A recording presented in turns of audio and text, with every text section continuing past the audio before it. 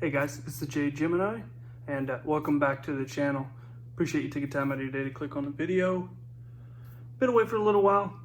Like I said in a previous video, actually had my son, so of course been taking care of him recently. But just wanting to get back into the swing of things, really start making videos just for the fun of it, instead of making and taking everything so seriously. So, without further ado, I want to go ahead and tell you about this beast that I picked up. So, what do we got here? Well, this is the Boker Voxnaes design F3, and it's in S35VN. Box design, as it says there, off of one of his customs that he makes. For a little bit of a size comparison, actually. This is it compared to your very normal Swiss Army knife. This is it compared to a flashlight probably a lot of people have in their rotation, the Olight i3T EOS. So you can see that it's quite a thick boy. Damn boy, it's a thick boy. And then here is what I would say is comparing it with a normal size knife. My favorite knife I've ever had, the Boker, not Boker, that's a Boker. The Benchmade, so many B's here. The Benchmade 535 bug out. Great knife, absolutely love it. You haven't picked it up. This actually took out what I thought the best knife was, which was the Spyderco PM2. So it's pretty good if it can do that. And then what I would consider to be a small knife. This is the also Voxnaes designed Fox Suru in titanium. This one is a EDC Essentials, bestedcessentials.com, something like that, exclusive. Anyways, it's full tie exclusive, right? So small, normal, and then big boy. So that kind of gets that out of the way. You kind of get the size. It's a big boy. Stock is thick. So titanium is thick. So it's a good, nice, beefy knife here. Definitely a user and abuser. So let's go ahead and get right into it. What I like, what I love, what I dislike, and if it applies, what is rubbish about this knife. So, right into it. What do I like about this knife? First thing that I like about this knife is Voxnaes designs. It's kind of all the rage, right? It's kind of like, right now, I guess Voxnaes, you could compare him to what Yeezys were, or Off-White, which, if you don't know about those are both things that have to do with sneakers and fashion brands that are very popular. And when you buy them now, you can sell them the next day for like 3 times their price. So, you know, he's basically all the rage, is basically what I'm trying to say in layman's terms. But that being said, I actually truly love Voxnaes. I think he's probably my favorite designer. I like his work. I also think he's cool as a person. You know, he's got like a daughter, a kid, so I can definitely relate to that now. He seems super duper humble. He doesn't take himself serious, which is definitely a cool thing.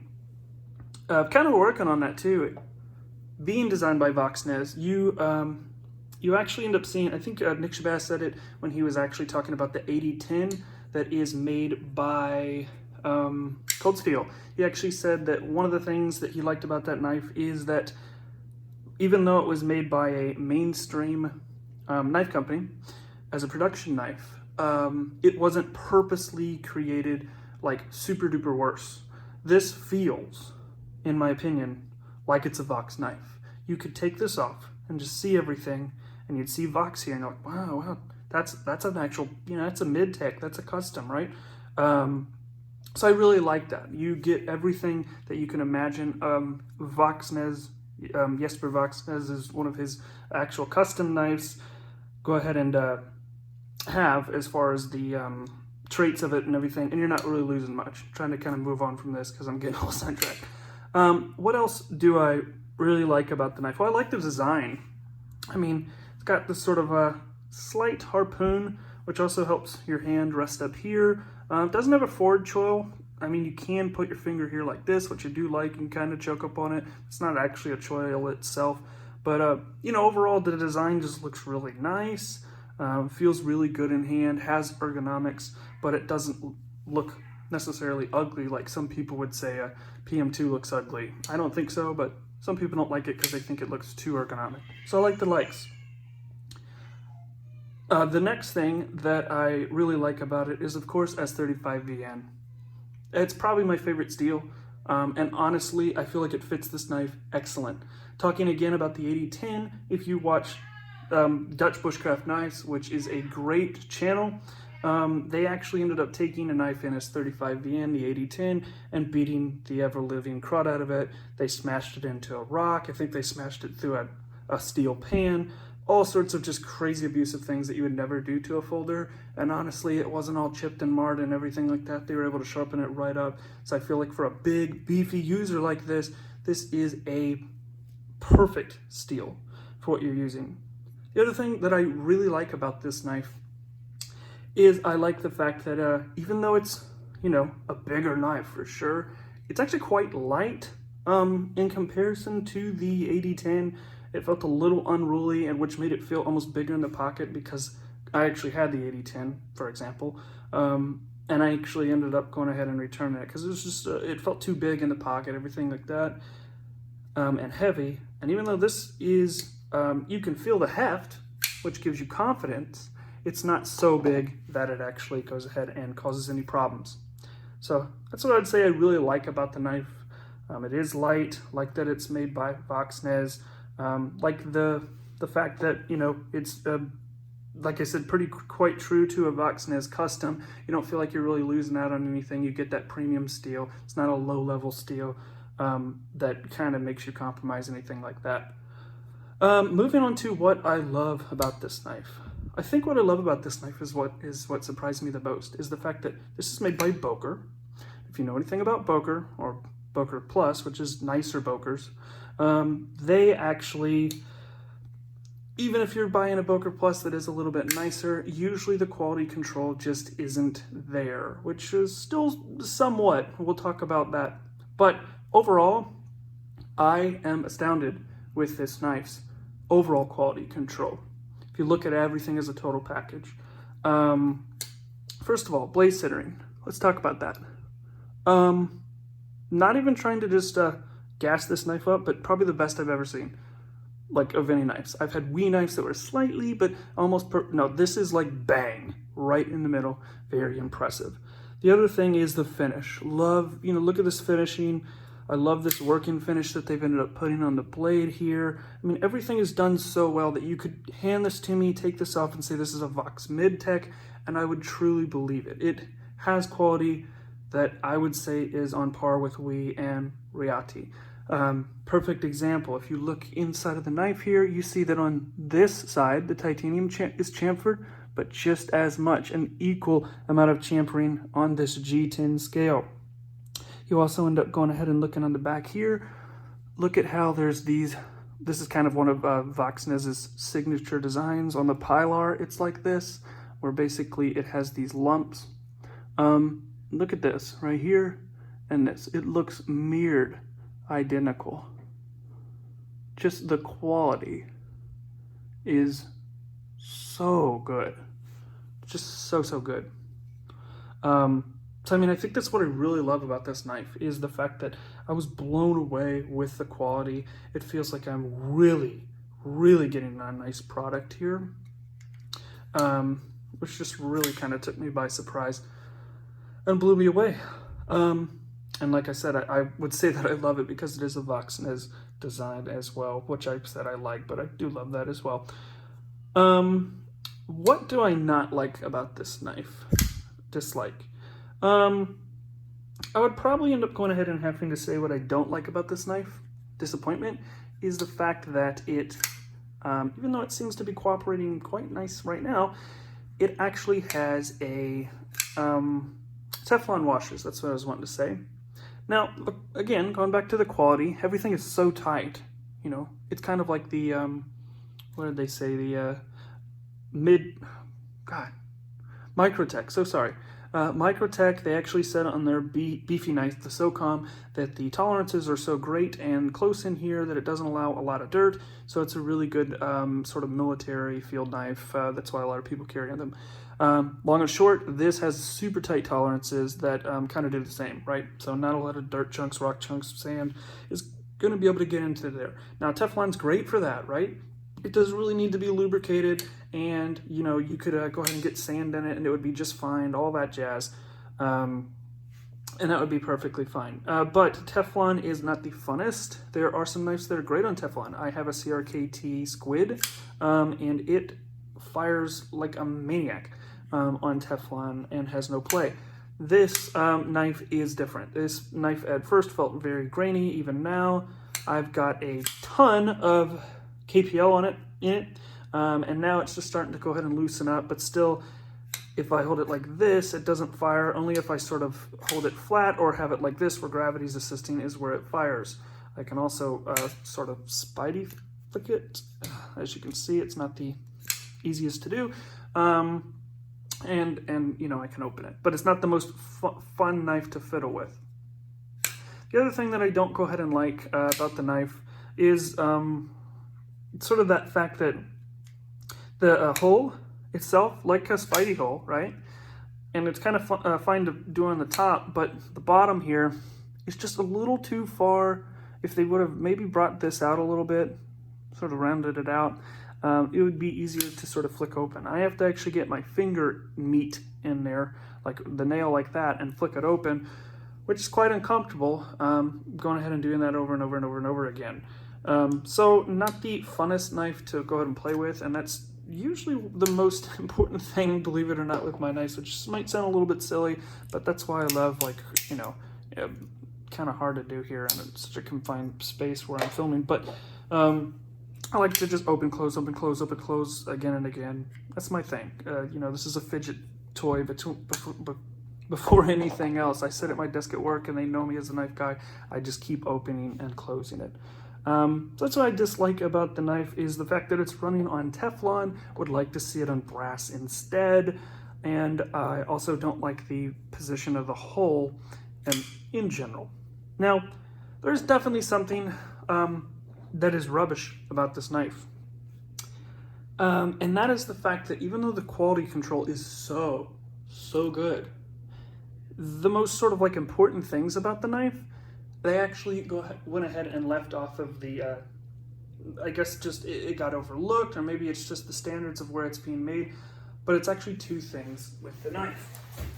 So, sorry, grabbing something I forgot. So the first thing that is actually the problem is that the hole here. The hole is actually very sharp on both sides of the knife, and so much so that I actually ended up buying one of these, which is like a little rod, comes out at a point, and when I get done with this, I'm just going to chamfer the edges with a diamond rod to knock that down, which hopefully when I spider flick it will just make it a little bit more comfortable when I do have to use that meaty part of my finger. More annoying though is the fact that every knife designer should not do this on a titanium knife. This might work on a thin little piece of a liner lock, but stop putting these jimpings here.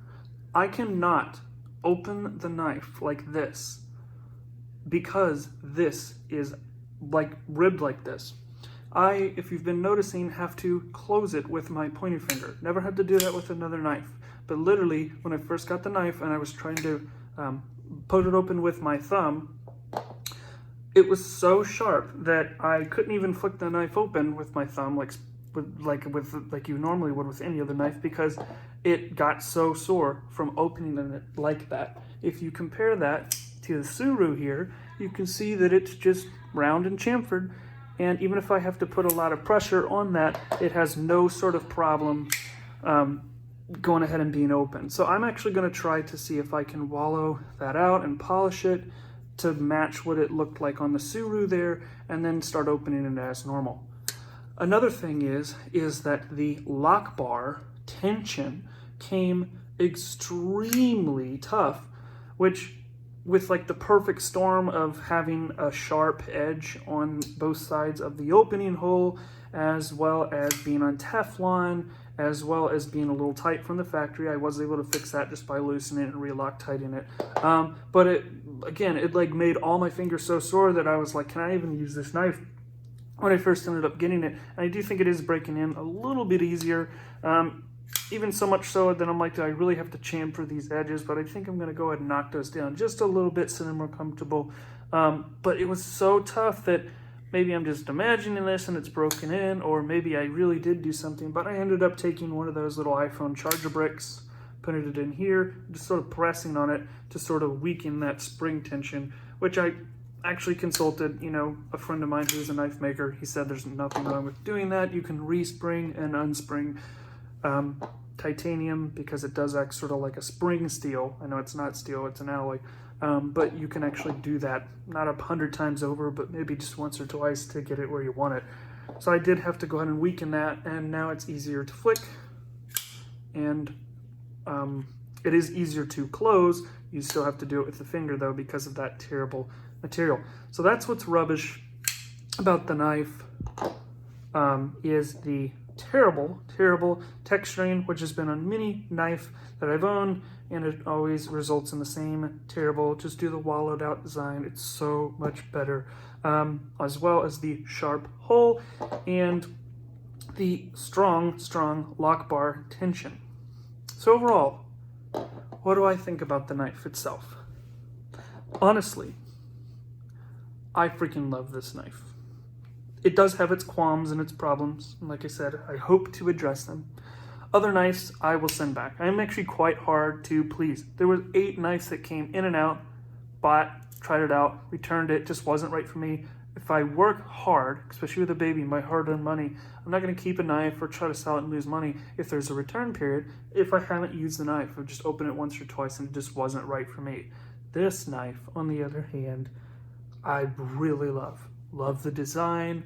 It fits great in the hand. It's lightweight, even though it's definitely a user. The quality feels like I'm really actually having something that's special. I actually ended up getting, Ultramar, their street knives that they make, and I feel like the quality is on par with that. It even feels like the finish I like a little bit more on this.